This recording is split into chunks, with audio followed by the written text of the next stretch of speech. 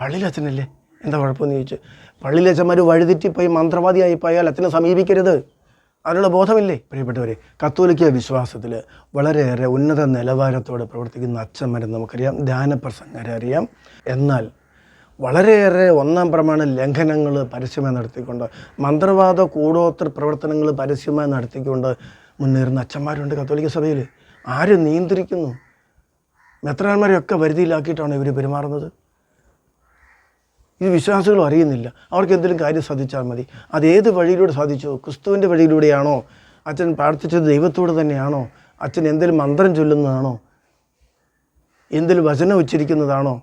എന്തെങ്കിലും വെഞ്ചരിപ്പ് നടത്തി സാധനങ്ങൾ തരുന്നതാണോ? ഇതൊന്നും ആരും ശ്രദ്ധിക്കാറില്ല. അതെന്താ ഇങ്ങനെ പറ്റുന്നത്? നിരവധി അച്ഛന്മാരുണ്ട് മന്ത്രവാദ പ്രവർത്തനം ചെയ്യുന്നവർ. അച്ഛൻ വഴി എന്തെങ്കിലും കാര്യം സാധിച്ചെന്ന് രണ്ടാൾ പറഞ്ഞാൽ പിന്നെ ഗ്രേഡങ്ങ് കൂടുകയാണ്, പുതിയൊരു ലെവലിലേക്ക് എത്തുകയാണ്, ആ തന്ത്രം വീണ്ടും പ്രയോഗിക്കുകയാണ്. അങ്ങനെ നിരവധി അച്ഛന്മാരുണ്ട്. ചരട് പ്രാർത്ഥിച്ചു കൊടുക്കുന്നവർ, വെള്ളം പ്രാർത്ഥിച്ചു കൊടുക്കുന്നവർ. അത് ഹാനൻ വെള്ളം കൊടുക്കുന്നതല്ല, വെള്ളം വെഞ്ചരിച്ചു കൊടുക്കുന്നതല്ല, അതല്ലാതെ പ്രത്യേക പ്രാർത്ഥന ചൊല്ലിയിട്ട്. ഈ പ്രാർത്ഥനകളിൽ പലതും മന്ത്രവാദ പ്രാർത്ഥനകളാണ്. ഒരാൾ കുറച്ചാൾ മുമ്പ് ചരട് കിട്ടിയ ആൾ ഒത്തിരി കാര്യം സാധിക്കുന്നു, ഏത് പ്രശ്നത്തിന് അച്ഛനടുത്ത് പോയാൽ അച്ഛൻ ചരട് കിട്ടിത്തരും എന്ന് പറഞ്ഞു. ഞാൻ എത്രയോ കാലം അൾത്താര ശുശ്രൂഷയിൽ അച്ഛന്മാരെ സഹായിച്ചിട്ടുള്ളതാണ്. ഈ സുവിശേഷ പ്രഘോഷണ വേദിയിലൊക്കെ പോകുമ്പം പ്രസംഗത്തിന് മുമ്പ് നടക്കുന്ന കുർബാനകളിലൊക്കെ ഞാൻ അൾത്താര ശുശ്രൂഷ ചെയ്തിട്ടുണ്ട്. അപ്പോൾ വെഞ്ചരിപ്പിൻ്റെ പുസ്തകം, ദൈവാലയ പ്രാർത്ഥനകൾ എന്ന പുസ്തകം, ഇതൊക്കെ നമ്മൾ മറിച്ച് നോക്കാറുള്ളത് എന്തൊക്കെയാണെന്ന്. ചരട് വെഞ്ചരിപ്പിക്കുന്ന പരിപാടിയില്ല അതിനകത്ത്. അപ്പം ഞാൻ ഈ ആളോട് ചോദിച്ചു, എങ്ങനെയാണ് ഈ ചരട് വെഞ്ചരിക്കുമ്പോൾ അച്ഛൻ പ്രാർത്ഥിക്കുന്നതെന്ന് ചോദിച്ചു. ചരട് വെഞ്ചരിക്കുമ്പോൾ അച്ഛൻ എന്തൊക്കെയോ ഒരു മന്ത്രം ചൊല്ലുമ്പോൾ എന്തൊക്കെയോ ഈരടികൾ ചൊല്ലുക എന്ന് പറഞ്ഞു.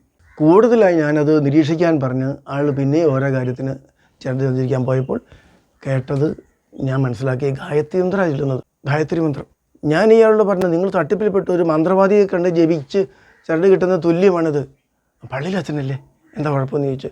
പള്ളിയിലെ അച്ഛന്മാർ വഴിതെറ്റിപ്പോയി മന്ത്രവാദിയായി പോയാൽ അച്ഛനെ സമീപിക്കരുത്, അതിനുള്ള ബോധമില്ലേ? ചോദിച്ചപ്പോൾ പറഞ്ഞതോ, സ്വർഗസ്ഥനായ പിതാവേ എന്ന് പ്രാർത്ഥന അറിയില്ലേ, സത് സവിതൂർ വരണ്യേ എന്നൊക്കെ ഉള്ള വരികളൊക്കെ പഠിപ്പിച്ചിട്ട് സ്വർഗസ്ഥനായ പിതാവിൻ്റെ പ്രാർത്ഥനയുടെ സംഗ്രഹമാണത്, അങ്ങനെ ഇഷ്ടം നിറവേറട്ടെ എന്നാണ് എന്നൊക്കെ പറഞ്ഞ് ഗായത്രി മന്ത്രം അംഗീകരിക്കുകയും ചെയ്തു. ഇനി മറ്റു ചിലർക്ക് കൊടുക്കുന്നത് വേറെ മന്ത്രമായിരിക്കും. അതുപോലെ വെള്ളം വെഞ്ചരിച്ചു കൊടുക്കുന്നതിലും വെഞ്ചരിപ്പ് പുസ്തകത്തിലുള്ള പ്രാർത്ഥന ഇല്ല, വെഞ്ചരിപ്പായി. അച്ഛൻ കുറച്ച് ഭാഷാപരങ്ങൾ ചൊല്ലി എന്തെങ്കിലുമൊക്കെ വേറെ മന്ത്രം ചൊല്ലിയാൽ അതിന് ഫലമില്ല. അതിന് അച്ഛനിലുള്ള ആ പ്രത്യേക അരൂപിയുടെ സ്വാധീനമാണ് കിട്ടുക. സഭയുടെ പ്രാർത്ഥന, സഭ നിശ്ചയിച്ച് വെഞ്ചരിപ്പ് പ്രാർത്ഥന ചൊല്ലി പ്രാർത്ഥിക്കുന്നിടത്ത് ആ സഭയുടെ വിശ്വാസം അനുസരിച്ചുള്ള ശക്തി അവിടെ പ്രസരിക്കുന്നുണ്ട്, ദൈവശക്തി പ്രസരിക്കുന്നുണ്ട്. എന്നാൽ ഒരച്ഛൻ പ്രത്യേകം ഒരു പ്രാർത്ഥന ഇല്ലുകയോ സ്വയം പ്രേരിത പ്രാർത്ഥന ഇല്ലുകയോ ഭാഷാവരത്തിൽ പ്രാർത്ഥിക്കുകയോ ഒക്കെ ചെയ്ത് ഒരു വെള്ളം പ്രാർത്ഥിച്ചു കൊടുക്കുകയോ ചരടോ കൊന്തയോ എന്തിങ്ങയോ എന്തെങ്കിലും പ്രാർത്ഥിക്കുകയൊക്കെ ചെയ്താൽ ആ അച്ഛനിൽ അപ്പോൾ പ്രവർത്തിക്കുന്ന അരൂപി ശക്തി അവിടെ വ്യാപരിക്കുമെന്നേ ഉള്ളൂ. അത് ദൈവശക്തിയാണോ അല്ലെന്ന് ആർക്കറിയാം? ഈ അച്ഛന്മാരുടെയൊക്കെ ആരാധനാ മൂർത്തികൾ ആരൊക്കെയാണെന്ന് നമുക്ക് നിശ്ചയമുണ്ടോ? ഏത് മന്ത്രം ചൊല്ലുന്നു, ഏത് ഭാഷ അവർ ഉപയോഗിക്കുന്നു, അതുമായി ബന്ധപ്പെട്ട ശക്തികളുടെ സ്വാധീനം അവിടെ ഉണ്ടാകാം. ചിലപ്പോൾ ചില കാര്യം സാധിച്ചെന്ന് വരും. പക്ഷെ ആത്മാവിനെ നിത്യമായി നശിപ്പിക്കുന്ന, ബന്ധനത്തിലാക്കുന്ന ഇത്തരം കാര്യസാധ്യത നമുക്ക് വേണോ? അതാലോചിക്കേണ്ട കാര്യമാണ്. ഒത്തിരി ബന്ധിച്ച് ബഹിഷ്കരിച്ച് പലതരത്തിൽ പലർക്ക് വിടുതൽ നൽകുന്ന, പ്രത്യേകിച്ച് പിശാചബാധ ഒഴിപ്പിക്കലൊക്കെ നടത്തിയിരുന്നൊരു അച്ഛനെക്കുറിച്ച് കേട്ടപ്പോൾ പലരും ഒത്തിരി ഇങ്ങനെ ചെയ്യുന്നുണ്ട്. എങ്കിലും വളരെയേറെ പവറോട് കൂടി ചെയ്യുന്ന, ഡയറക്റ്റ് എല്ലാവരും കണ്ണുകൊണ്ട് കാണാൻ ഒഴിഞ്ഞു പോകുന്നതും ഒക്കെ കാണാവുന്ന അവസ്ഥ ആയതുകൊണ്ട് അതിൻ്റെ സ്ഥിതി ഒന്ന് പഠിക്കാൻ ഞാൻ ചെന്നപ്പോഴാണ് അച്ഛൻ വളരെ രഹസ്യമായി ചെയ്യുന്ന ചില കാര്യങ്ങൾ മനസ്സിലായത്. അച്ഛൻ ചില പ്രത്യേക നെയ്യ് പലർക്കും കൊടുക്കും. ആ നെയ്യുടെ പവറാണിത്. ഞാൻ വ്യക്തിപരമായിട്ട് പരിചയപ്പെട്ടിട്ട് എന്നെക്കുറിച്ചൊക്കെ ഞാൻ പരിചയപ്പെടുത്തി പറഞ്ഞു, അച്ഛനെ അറിയാം. അതിനുശേഷം അച്ഛനോട് ചോദിച്ചു, ഈ നെയ്യുടെ പിന്നിൽ എന്താണ്? കത്തോലിക്ക സഭയുടെ പഠനങ്ങളനുസരിച്ച് ഒന്നും രഹസ്യമില്ല. മാമോദിസയ്ക്ക് സൈത്ത് പൂശുന്നു, സ്ഥൈര്യലേപനത്തിന് സൈത്ത് പൂശുന്നു. ഇതിനൊക്കെ ഉപയോഗിക്കുന്ന എന്ത് വസ്തുവാണ് എന്നുള്ളതിന് വലിയ ട്രേഡ് സീക്രട്ടൊന്നുമല്ല. അതൊക്കെ പരസ്യമായിട്ട് തന്നെയാണ് ചെയ്യുന്നത്. എന്നാൽ അച്ഛൻ ഉപയോഗിക്കുന്നത് മറ്റൊരു നെയ്യാണെന്ന് എനിക്ക് മനസ്സിലായി. അതെന്ത് നെയ്യാണെന്ന് അച്ഛൻ പറയുന്നില്ല. ഒടുവിൽ അച്ഛൻ്റെ കപ്പിയാരും സഹകരിക്കുന്ന പലരുമായിട്ടുള്ള എനിക്ക് രഹസ്യത്തിൽ ബന്ധമൊക്കെ ഉണ്ടാക്കി ഞാൻ ചോദിച്ച് പറയുന്നത് പന്നി നെയ്യ് ഉപയോഗിക്കുന്നത്. പന്നിനെയ്യുടെ കൂടെ മറ്റെന്തൊക്കെയോ ചില പൊടികളൊക്കെ ചേർത്ത് മിക്സ് ചെയ്തിട്ട് അച്ഛൻ ഉപയോഗിക്കുന്നത്. അതിൻ്റെ ശക്തി കൊണ്ടാണ് ഈ ഒഴിപ്പിരി നടക്കുന്നതും ആളുടെ പ്രശ്നങ്ങൾ പരിഹരിക്കുന്നതുമൊക്കെ. ഒടുവിൽ ഞാൻ വേറെ രഹസ്യവും മനസ്സിലാക്കി. വയനാട് ഭാഗത്ത് ചില വ്യക്തികൾ ചില മന്ത്രവാദികളെ കണ്ട് ചില പ്രശ്നം പരിഹരിച്ചുകൊണ്ടിരുന്നവർ മനസാന്തരപ്പെട്ട് അത് തെറ്റാണെന്ന് മനസ്സിലാക്കി. സഭയ്ക്ക് പുറത്ത് അങ്ങനെ പോകുന്നത് തെറ്റാണെന്ന് മനസ്സിലാക്കി. അപ്പോൾ ഞാൻ ഇതിനെക്കുറിച്ച് ഡീറ്റെയിൽസ് ചോദിച്ചു ആ വ്യക്തിയോട്, എന്തൊക്കെയാണ് അവർ തരുന്നതെന്നുള്ളത്. ആ വ്യക്തി തന്ന സാധനത്തെക്കുറിച്ച് കൊണ്ടുവരാൻ ഞാൻ ആവശ്യപ്പെടുകയും ചെയ്തു, എൻ്റെ കയ്യിലുള്ളത്. അപ്പോൾ അതും ഞാൻ ഈ അച്ഛൻ്റെ ശുശ്രൂഷ സ്ഥലത്ത് കണ്ട പന്നി നെയ്യും സെയിമാണ്. ഈ മന്ത്രവാദി കൊടുക്കുന്ന അതേ നെയ്യ് തന്നെയാണ് ഈ അച്ഛൻ ഉപയോഗിക്കുന്നത്. ആ മന്ത്രവാദി ഉപയോഗിക്കുന്ന നെയ്യ് അതിൻ്റെ മിശ്രിതമൊക്കെ കൂട്ടൊക്കെ പഠിച്ച് അവർ തമ്മിൽ അണ്ടർസ്റ്റാൻഡിങ്ങിൻ്റെ ശിഷ്യത്വം സ്വീകരിച്ച് കാണും. ആ നെയ്യ് ഇവിടെ കിട്ടുന്നു. മറ്റു ചിലരുണ്ട് ആയുർവേദത്തിലൊക്കെ ഉപയോഗിക്കുന്ന പച്ചമരുന്നിലൊക്കെ ഉപയോഗിക്കുന്ന മഹാപൈശാചിക ഗുഡം എന്നെഴുതിയ ഒരു മരുന്നുണ്ട്. സാധാരണ വൈദ്യരൊക്കെ പല മരുന്നും കൊടുത്തിട്ട് മാറുന്നില്ല, കുറേ കാലമായി ഒത്തിരി കാലം ഇവനെ ഊറ്റി പൈസ പിഴിഞ്ഞെടുത്തതാണ്, എന്നിട്ടും മാറുന്നില്ലാത്തതുകൊണ്ട് ഒടുവിൽ കൊടുത്തേക്കാൻ തീരാനുള്ള മരുന്ന് കൊടുത്തേക്കാമെന്ന് വിചാരിച്ച് കൊടുക്കുന്ന ഒരു മരുന്നാണ് MBK എന്നൊക്കെ എഴുതാറുണ്ട്. പല കടകളിലും വാങ്ങാൻ കിട്ടുന്നതൊക്കെയാണ്. അപ്പോൾ അത് കൂട്ടേണ്ടത് എന്തൊക്കെയാണെന്നറിയാമോ? ഈ ശ്മശാനങ്ങളിൽ നിന്നൊക്കെ എടുത്ത് സെമിത്തേരിയിൽ നിന്നൊക്കെ എടുത്ത് തലയൊട്ടിട്ട് ചിരണ്ടിയ ഭാഗം, തൂങ്ങിച്ചത്ത ആളുടെ കയറിൻ്റെ ചകിരികൾ, തൂങ്ങിച്ചത്ത ആളുടെ നഖം, ഇവയെല്ലാം കൃത്യമായി ഇടിച്ച് ചേർത്ത് അരച്ച് പൊടിച്ച് അതൊക്കെ മിക്സ് ചെയ്താണ് ഈ മരുന്നുണ്ടാക്കേണ്ടത്. മഹാപൈശാചിക ഗുഡം എന്ന് മറ്റാണ് എഴുതുന്നത്.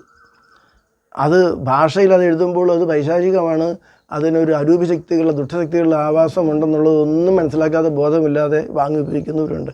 അതങ്ങനെ പച്ചമരുന്നിൻ്റെ പേരല്ലേ എന്നും പറഞ്ഞു. അങ്ങനെ ഒരു നെയ്യ് സേവ. ഈ നെയ്യ് ഉപയോഗിക്കുന്ന ചില കൗൺസിലർമാരുണ്ട്. കൗൺസിലർ ഇത് കൂട്ട് അല്പം നെയ്യ് കൊടുത്തു വിടും, ആ ഡബ്ബി കൊടുത്തു വിടില്ല. ഇത് പ്രത്യേകം പ്രാർത്ഥിച്ചതാണ്, ഇത് ദിവസം അല്പം സേവിച്ചോളാൻ പറഞ്ഞ്. അത് 3-4 സേവിക്കുന്നവരുടെ പ്രശ്നം പരിഹരിക്കാറുണ്ട്. അതും ആ പ്രാർത്ഥിച്ച എന്തോ സാധനമാണെന്ന് വിചാരിച്ചാൽ കൊടുത്തു. ഇത് കടയിൽ കിട്ടുന്ന സാധനമാണ്.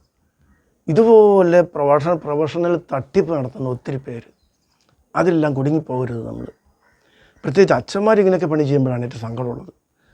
ലോഹയിട്ട് അച്ഛന്മാർ വിശ്വാസികളെ പച്ചയ്ക്ക് വഞ്ചിക്കുകയാണത്. ഇങ്ങനെ നിരവധി അച്ഛന്മാർ പല സൂത്രപ്പണി ചെയ്യുന്നുണ്ട്. പല വിശ്വാസികൾക്ക് അറിയാം അച്ഛന്മാർക്കെതിരെ നീങ്ങാനൊരു മടിയാണ്. നിങ്ങൾ അങ്ങനെയൊന്ന് പരസ്യമായിട്ട് നീങ്ങി അച്ഛന്മാരെ അവഹേളിതനാക്കണ്ട.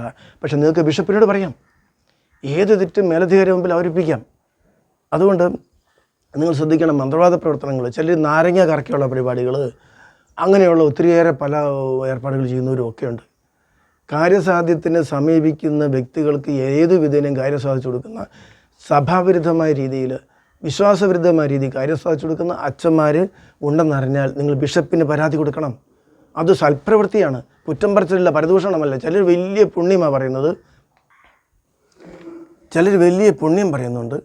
അച്ഛന്മാർക്കെതിരെ നീങ്ങരുത്, അച്ഛന്മാർക്കെതിരെ ഒരു പ്രവർത്തനം നടത്തണ്ട, അതൊന്നും ദൈവത്തിന് ഇഷ്ടമല്ലെന്ന്. അത്ര വലിയ പുണ്യവാനാകേണ്ട കാര്യമില്ല നമ്മൾ.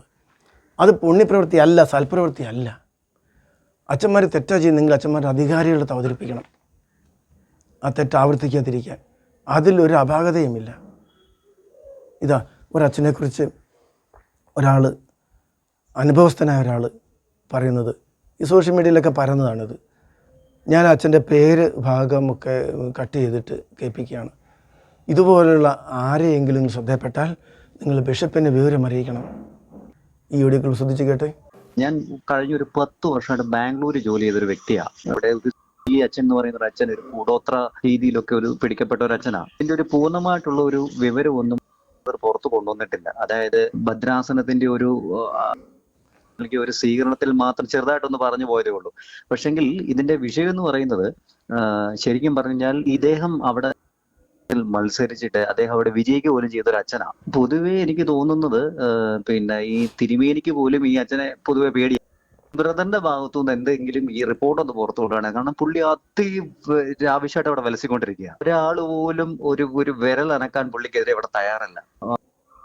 ശാസനത്തിലെ പ്രധാന പള്ളിയിലൊന്നായ പള്ളിയില് നടന്നിരിക്കുന്നത് നമ്മുടെ ഈ വാച്ച്മാൻ പലപ്പോഴും കണ്ടിട്ടുണ്ട് ഇദ്ദേഹം പുറത്തു വന്ന് നാരങ്ങ വീശുന്നതും ഈ പൊടി ഇറക്കുന്നതും ഒക്കെ ആയിട്ടുള്ള പല സംഭവങ്ങളും ഉണ്ട്. അവിടെ ഈ ഈ 10 വർഷമായിട്ട് ഈ അച്ഛൻ അവിടെ നടത്തുന്ന ഈ ഒരു കാര്യങ്ങൾ വളരെ ഗൗരവമായിട്ട് കാണുന്ന ഒരു വ്യക്തിയാണ്. കാരണം ഈ അച്ഛൻ ഒരു ഒരു വ്യക്തിയാണ്. ഈ അച്ഛൻ ഒരു ഈ അച്ഛനെ സംബന്ധിച്ച് ആണെങ്കിൽ ഒരു ദിവസം അവിടുത്തെ ആളുകൾ എന്തോ ആവശ്യപ്രകാരം ഈ അച്ഛന്റെ റൂമിൽ കയറുമ്പോൾ കാണുന്നത് ഭദ്രകാളിയുടെ ഫോട്ടോയും കുങ്കുമ നിറങ്ങളും കുറെ ആളുകളുടെ പേര് എഴുതിയ ലിസ്റ്റും ഒക്കെ തന്നെയാണ്. ഈ പരാതി വ്യക്തമായി തിരുമേനിയുടെ അടുത്ത് കൊടുത്തതാണ് അവിടുത്തെ ജനങ്ങൾ ഉൾപ്പെടെ, അവിടുത്തെ ശുശ്രൂഷകൻ ഉൾപ്പെടെ. അപ്പൊ ഈ ശുശ്രൂഷകൻ ഉൾപ്പെടെ അവിടെ കൊടുത്ത, എന്നാൽ തിരുമേനി ഈ പരാതിയിൽ ഒരു നടപടി അവിടെ സ്വീകരിച്ചിട്ടില്ല.